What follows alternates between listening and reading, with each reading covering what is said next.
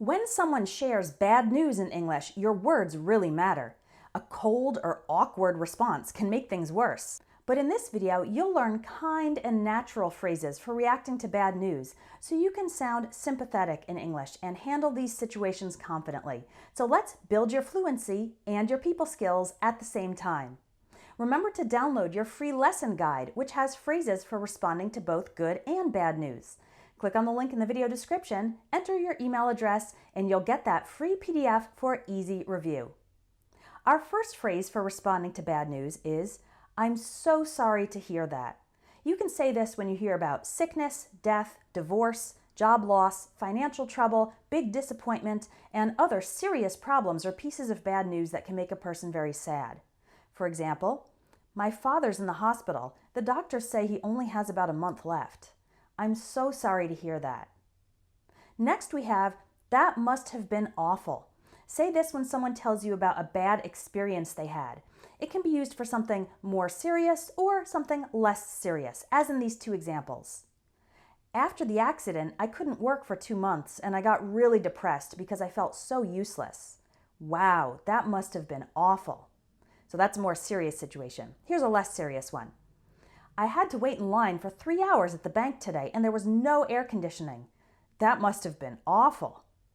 One alternative that's only used in more serious situations is, "It must have been really hard for you." For example, "It must have been really hard for you to have 2 deaths in the family within a year." One thing you can say to respond to almost any type of bad news is, "Oh no." You can say it in a sympathetic way as an initial reaction, and it's common to say "oh no" and then continue with another one of the phrases in this lesson. For example, "My sister just got the results of the tests. She has cancer." "Oh no, I'm so sorry to hear that." "My computer crashed and I lost all my data." "Oh no, that stinks." That stinks is usually used when something is annoying, not sad. If the bad news is surprising or funny, you can say "oh no" as an exclamation. For example, "I was talking about how much I hated the name Shelby and then I found out it was their daughter's name. Oh no, what did you do?" To react to the bad news and ask for more information, you can say, "Oh no, really?" For example, "What are you doing here? I thought you were on vacation." "We had to cancel our trip because my daughter got sick." "Oh no, really?" "Yeah, she'll be okay, but she's really disappointed she couldn't go to Disneyland." Next we have, "That's rough." We generally say "that's rough" to respond to bad news that is difficult or unfortunate, but not especially emotional. For example, "I'm going to have to work overtime every day this week."